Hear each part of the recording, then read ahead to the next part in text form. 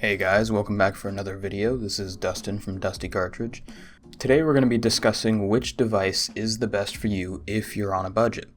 So if you're looking for something that's under $100, this is the video for you. We're going to be going over the Miyoo Mini Plus, the Anbernic RG35XX-SP, and the RG35XX-H. Now these devices are pretty similar in terms of specs. They're not too different. In fact, all of them sport a 3.5-inch 480p screen, but there are some differences that you'll notice, such as the battery life on the RG devices is marketed around 8 hours, whereas the battery on the Miyoo Mini Plus is marketed around 6 hours. This is due to the Miyoo Mini Plus having a 3000 milliamp battery, whereas the Anbernic devices are both sporting a 3300 milliamp battery. All Anbernic devices in the 35XX range sport pretty much the same specs. So you're going to be looking at a 480p screen, you're going to be looking at a 3300 milliamp battery, as well as 1 GB of LPDDR4 RAM. They are all sporting the same processor, which would be the H700 quad-core ARM Cortex-A53. This is running at 1.5 GHz. The Miyoo Mini Plus, on the other hand, is only rocking a ARM Cortex-A7 dual-core processor running at 1.2 GHz. as well as only having 128 megabytes of DDR3 RAM. Now, while this may seem like a huge difference from the 1 gigabyte DDR4 that the Anbernic devices are sporting, the Miyoo Mini Plus is still capable of playing pretty much everything up to the PS1 era. In terms of comfortability, this is where the differences arise that you may want to pay attention to. So the Miyoo Mini Plus is a vertical form factor device. It's small, thin, easily pocketable, and for the most part you don't need to worry about it being in your pocket. You hardly notice that it's there. The SP, on the other hand, has the benefit that it is a flip form factor.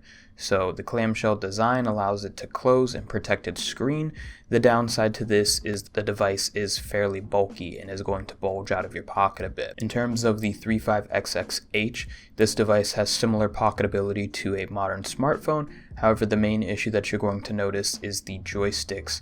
I have an issue with the joysticks getting caught on my pocket when I try to slide it in, and I am concerned about dust and debris getting into the joysticks and causing stick drift. In terms of build quality, all of the devices do feel like they are built pretty solidly. I would say the Miyoo Mini Plus is probably the most fragile feeling out of the bunch. However, they're very similar in terms of their quality. The main differences that you're going to notice between the three devices is the button feeling. The buttons on these devices feel pretty solid. The Miyoo Mini Plus is a mix between mushy and clicky and has a nice, solid, high quality feel to them. The D-pad is very accurate. I noticed no issues with hitting my diagonals. The 35XX-SP, on the other hand, the buttons are very clicky and have a bit of stiffness to them. For me, I'm not personally a fan of this. This leads to the device feeling very cheap and not high quality as you would feel on the Miyoo Mini Plus. Additionally, the start and select buttons on the 35XX-SP are very loud.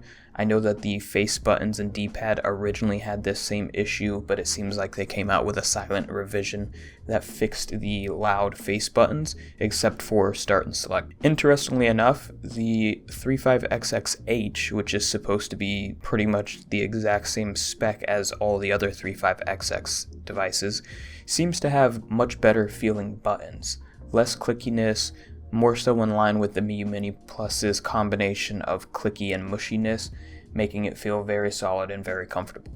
On top of this, as you may have noticed, the H comes with dual analog sticks. This is going to allow you to play a much higher range of games such as PS1 and PSP and 64, games that their respective controller would have had an analog stick. In terms of what these devices are going to be playing, for the most part you're going to be able to play all the 80s and 90s retro devices, but once you step up to something like PSP and Nintendo DS, that's where these devices struggle. Now, Nintendo DS can run on these devices, and most games are relatively playable depending on what you're looking at. The Anbernic devices are going to run the DS games pretty well. Obviously, there's going to be no touch and you're on one screen. The Miyoo Mini, same thing, no touch and one screen. However, in my experience, the DS games do run a bit more choppy than on the Anbernic devices. In terms of PSP emulation, It's technically possible on the Anbernic devices, and it's a bit more playable on the 35XX-H due to its analog sticks. However, in my experience, the performance was still pretty bad. For example, loading up God of War, you're going to see a lot of stuttering and choppiness in gameplay, but if you're fine with something around 15 to 20 FPS, then I guess you can technically play PSP. Additionally, PSP games are meant for a 16:9 aspect ratio, not a 4:3, so the game is going to look a bit odd. Dreamcast and Nintendo 64 are playable on some games, but for the most part, these consoles are not really made for playing these types of systems. What you're going to want to stick to is your classic NES, SNES, Game Boy, Game Boy Advance. PS1 for the most part runs fine. Anything more demanding than those and you're gonna... In terms of speaker quality, none of these devices are winning any audiophile awards for quality. However, one thing of note is that the Miyoo Mini Plus did have a crackling issue whenever I first got it. I fixed this pretty quickly by overclocking the CPU, which sounds much more complicated than it is. It's literally a text file with the numbers 1800. I threw that onto the Miyoo Mini Plus's SD card, and that was all it took to overclock it. Once it was overclocked, I didn't notice any more crackling audio issues. So now that we have the specs out of the way, which one is the best budget device for you?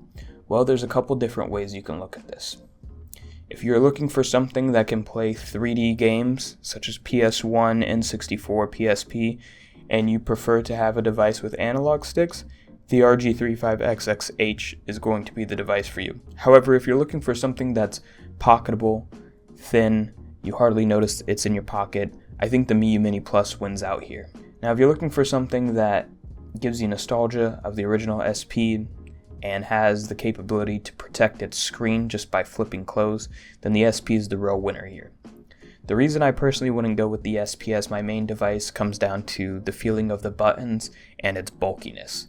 It definitely does stick out a lot more in your pocket compared to the other two devices, and the buttons just don't feel as good. Now, in terms of comfortability, we narrowed it down to the Miyoo Mini Plus and the 35XX-H as the devices that I would choose.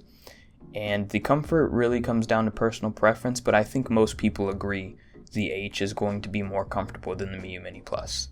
This is due to its horizontal form factor, allowing your hands to rest more comfortably on the edges than being cramped together like the Miyoo Mini Plus. This will allow for longer gameplay sessions without your hands feeling cramped, but in most cases, when you're taking your device on the go, you don't really care about playing for long sessions. Typically, you're going to pull out the device and play for 5 minutes, 10 minutes, 20 minutes. However, if this is your only retro handheld device, and you're going to be playing this at home all the time, then I would probably go with the H.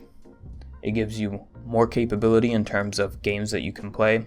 It's more powerful than the Miyoo Mini Plus. The buttons feel just as good. Not only that, it gives you the option for HDMI out, so if you wanted to connect this to a monitor or TV, you can do that. And the device is relatively cheap. Well, that about wraps up this video. What do you guys think? Did this video help answer any questions you had regarding the under $100 price point? Are there any other devices that you think I should take a look at, or any other devices that are coming out soon that you think that I should review? Let me know in the comments below, and thanks for watching.